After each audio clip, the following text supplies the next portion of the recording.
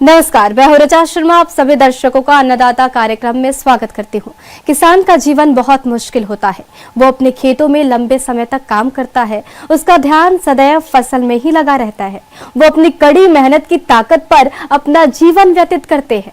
ऐसे ही किसानों की प्रगति के लिए हम खेती बाड़ी से जुड़ी कुछ महत्वपूर्ण जानकारियां आप तक लाते हैं। हर रोज सुबह आपके सामने हाजिर होते हैं। तो चलिए कार्यक्रम शुरू करते हैं और सबसे पहले देखते हैं क्या है आज के अन्नदाता में। गर्मियों में बछड़े बछड़ियों की उचित देखरेख,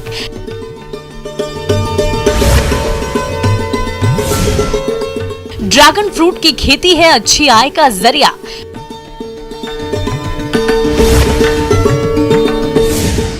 हमारे प्रदेश के ज्यादातर किसान भाई गाय भैंस की देखरेख तो उचित तरीके से करते हैं, लेकिन इनके नवजात बछड़े बछड़ियों की देखरेख सही तरीके से नहीं करते, जिस वजह से इनकी मृत्यु दर भी अधिक होती है।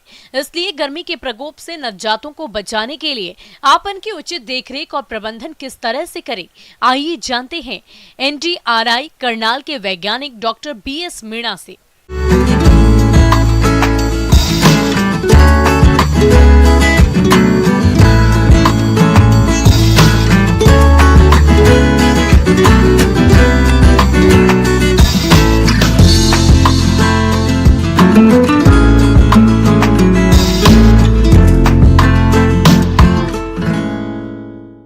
देखो, अभी जैसे कि गर्मी का मौसम है और अभी जो तापक्रम है करीब 44-45 से चल रहा है, 46 भी जाने की संभावना है।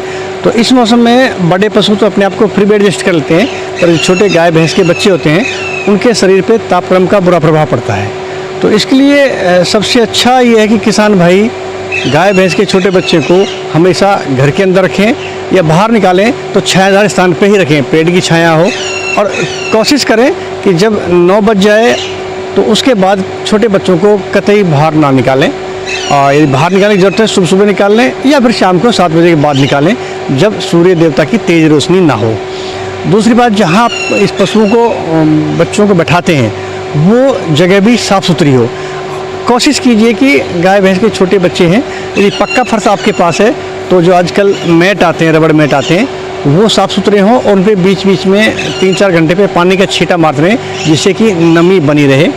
अदरवाइज़ यदि आपके पास कच्ची मिट्टी की व्यवस्था है या अपना पशु घर में खुला है तो वहाँ पेड़ की छाया में मिट्टी के नीचे ही बच्चों को बैठा सकते हैं।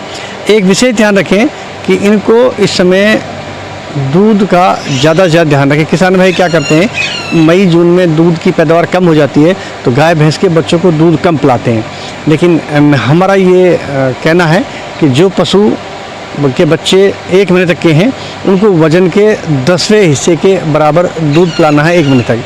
मान लो कि आपकी गाय भैंस का बच्चा 40 किलो वज़न का है तो 4 किलो दूध 24 घंटे में उसको पिलाना है। फिर जैसे बच्चा 1 से 2 महीने का हो जाए है तो उसका 15वां हिस्सा दूध पिलाना है, और जैसे कि जब 3 महीने से ज़्यादा हो जाता है तो उसका 20वें हिस्से के बराबर दूध पिलाना है। साथ में एक ध्यान रखें, इस मौसम में पसीना आता है तो नमक बहुत निकलता है, तो जब गाय भैंस के बच्चा दूध पीता है तो हल्का सा उंगली पर नमक लगा के उनके मुंह में डाल दें, जिससे कि 2 फायदे होंगे। एक तो बच्चे को शरीर में नमक की कमी नहीं होगी, दूसरा वो जो मिट्टी चाटता है या दूसरे बच्चे का शरीर चाटता है, बाल चाटता है, वो भी चाटना बंद कर देगा। 1 महीने के बाद पशु का बच्चा जो है वो हरे चारे को चबाने लग जाता है या पशु के पेट में वो डाइजेस्ट हो जाता है।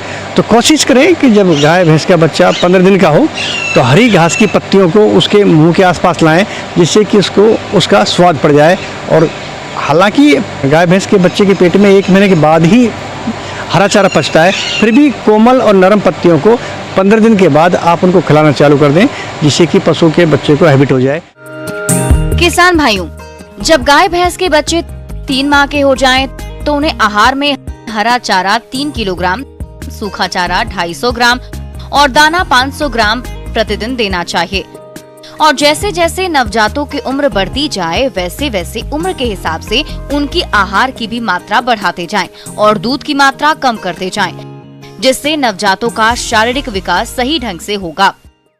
अब इनको हमेशा आपको पानी की व्यवस्था रखनी, ताज़ा पानी, ताज़ा और साफ़ पानी इनके लिए पीने का हमेशा इनके बर्तन में होना चाहिए। और ये करीब दिन में 4 से 6 बार इनको पानी पिलाने की कोशिश करें, जिससे कि इनके शरीर में पानी की कमी ना हो।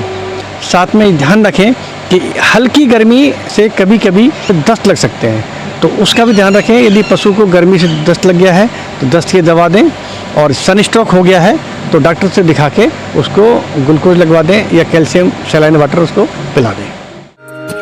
किसान भाइयों, गाय भैंसों के छोटे बच्चों में अंता और बाह्य परजीवियों की समस्या अधिक देखने में आती है। इसलिए आप इन परजीवियों से नवजातों को बचाने के लिए अपने नजदीकी योग्य पशु चिकित्सक की सलाह से बछड़े को जन्म के तुरंत पश्चात कृमिनाशक दवा पिलाएं और 3 माह बाद हर 15 दिन के अंतराल पर 6 माह तक कृमिनाशक दवा देते रहें। किसान भाइयों को एक सलाह है कि गाय भैंस भी एक जीवित प्राणी है। इनके बच्चे हों या बड़े हों, ये हमेशा छायादार स्थान में ही रखना चाहिए। किसान भाइयों, अभी तक आपने खेती से जुड़ी हुई कुछ उपयोगी जानकारियां देखी। अब लेते हैं एक छोटा सा ब्रेक, जल्द ही लौटेंगे और कार्यक्रम में आगे भी है खेती बाड़ी से जुड़ी कुछ महत्वपूर्ण जानकारियां, तो बने रहिए हमारे साथ।